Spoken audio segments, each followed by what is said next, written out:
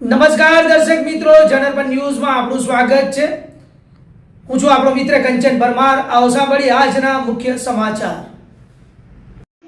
કોયલીમાં આવેલ આયોસેલ કંપનીમાં અંદર જવા મુદ્દે બોલાચાલી બાદ સિક્યુરિટી સુપરવાઇઝરે કોયલીના લોકલ લોકોને બોલાવીને બે યુવાનોને ઢોરમાર મારતા હાલત નાજુક બંને નજીકના શ્રી હોસ્પિટલમાં સારવાર અર્થે લઈ જવામાં આવ્યા, જ્યાં એમની હાલત ગંભીર આઈસીયુમાં રખાવ।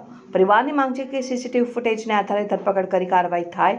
કોયલી ગામ વિસ્તારમાં આવેલી આઈઓસીએલ કંપનીમાં આવેલ જે18 પ્રોજેક્ટનું કામ ચાલી રહ્યું હતું ત્યારે કુશાંતસિંહ ચૌહાણ નામના યુવાને કંપનીમાં આવેલા તેના ભાઈ ઉપેન્દ્રસિંહ ચૌહાણ જે કંપનીમાં કામ કરી રહ્યા હતા તેમને મળવા માટે કંપની અંદર જતા ન્યુબર કંપનીના ગેટ પાસેથી એન્ટ્રી કરતા અટકાવ્યા હતા અને ત્યારબાદ ગેટ પાસે ઉભા રહેલા સિક્યુરિટી ગાર્ડ સુપરવાઇઝરે અંદર જતા અટકાવ્યા હતા અને કંપનીની અંદર ન જવા દેતા બોલાચાલી થઈ હતી અને ત્યારબાદ ઉગ્ર બોલાચાલી બાદ કંપનીના સિક્યુરિટી સુપરવાઇઝરે કુશાંતસિંહ ચૌહાણ સાથે ઝપાઝપી કરી હતી। ત્યારબાદ સિક્યુરિટી ગાર્ડ દ્વારા કોયલી ગામના લોકલ લોકોને બોલાવીને મારામારી કરી હતી અને આ ઘટનામાં કુશાંતસિંહ ચૌહાણને તેના ભાઈને માર માર્યો અને આ સમગ્ર ઘટનામાં કુશાંતસિંહ ચૌહાણને ધારદાર હથિયાર દ્વારા માથાના ભાગમાં ગંભીર ઇજાઓ પહોંચાડી હતી। ત્યારબાદ તેને સારવાર અર્થે શ્રીજી હોસ્પિટલ છાણી ખાતે ખસેડવામાં આવ્યો હતો।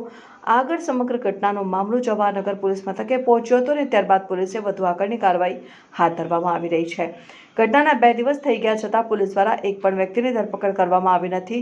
એફઆઈઆરમાં પણ સાદી કલમો લગાવવામાં આવી હોય જ્યારે વ્યક્તિને ગંભીર ઇજા પહોંચી છે। હાલ માતાનું ઓપરેશન કરવામાં આવ્યું છે અને આઈઓસીએલમાં દાખલ હોય ત્યારે જવાહરનગર પોલીસ કોઈપણ એક્શન ન લીધી, જેના કારણે પીડિત પરિવાર આજે પોલીસ ભવન કમિશનર સાહેબ પાસે ન્યાય માંગવા પહોંચ્યા। શું બનાવ બન્યો હતો અને કેવો બનાવ હતો? આપ કોને રજૂઆત કરવા?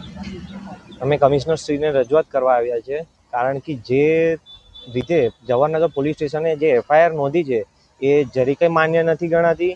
એમાં બહુ ઘણી મોટી ઈજા પહોંચી છે એના માથા ઉપર, તોય છતાં એ લોકો એક નાની કલમ મૂકીને જે બેલેબલ થઈ જાય અને બહુ નાની મારકૂટ થઈ હોય એવી રીતે દર્શાવીને એને આ કેસને એ લોકો દબાવવા માંગે છે। હવે એ આ જ બનાવ આપણે કોયલી વિસ્તારનો છે। કોયલી આઈઓસીએલ કંપનીની બહાર જે18 પ્રોજેક્ટ ચાલે છે એની અંદરમાં મારું કોન્ટ્રાક્ટ ચાલતું હોય છે। એ પ્રોજેક્ટ અમારો 1.5 વર્ષથી ચાલી રહ્યું છે। ત્યાંથી અમારો અવર જવરનો એક જ રસ્તો હતો પહેલાં, પણ હમણાં 4 મહિનાથી જે બ્રેક થયું હતું એ દરમિયાન આ લોકોએ કંઈક રસ્તામાં ફેરફાર કર્યું હતું, જેની વાતની જાણ અમને કોઈ દિવસ આપી નથી। અને અમે લોકો જ્યારે ગયા તો પહેલાં મને અટકાયત કરેલી, તો મેં ત્યાંથી બીજો રસ્તો જે હતો એનો ઉપયોગ કરીને હું અંદર જતો રહેલો।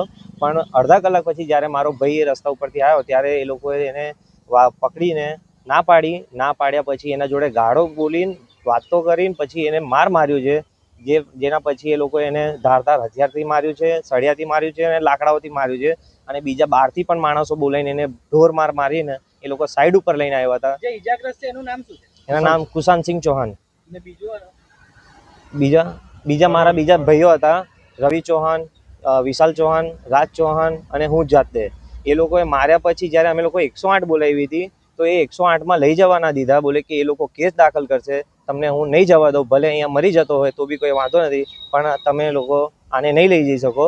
એવી રીતે બેસાડે પછી ઘણી વાર પછી જ્યારે મેં એમને રજૂઆત કરી ત્યારે જઈને એ લોકોએ પ્રાઇવેટ હોસ્પિટલમાં લઈ જવાનું કીધું કે ભાઈ કે પ્રાઇવેટ હોસ્પિટલમાં લઈ જાઓ, તો હું એને લઈ જઈને ત્યાં બાજુ સીએચસી લઈ ગયો, ત્યાં પછી અમે લોકો એને શ્રીજી હોસ્પિટલમાં લઈ ગયેલા।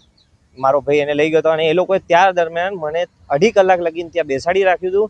છેલ્લે પઠાણ સાહેબ પીએસઆઈ હતા જવાહરનગરના, એ જ્યારે આવ્યા ત્યારે મને અને મારા ભાઈને ત્યાં પકડી રાખ્યું। એ દરમિયાન ત્યાં 24 થી 25 માણસો હાજર હતા, બધાએ જે એક કરીને માર્યા છે। કેટલા ઈસમ હતા મારવા માટે? 24 થી 25 જણાની ઉપર હતા। એ બધી વસ્તુઓ સીસીટીવીમાં રેકોર્ડેડ છે અને એ વસ્તુ હજી જવાહરનગર પોલીસ સ્ટેશન બતાવવા માંગતી નથી। અને મારી માંગ એ છે કે આ જે છે એને ધારા 317 જે આઈપીએસની ધારા 1307 છે એના મુજબ આના ઉપર કાર્યવાહી થાય।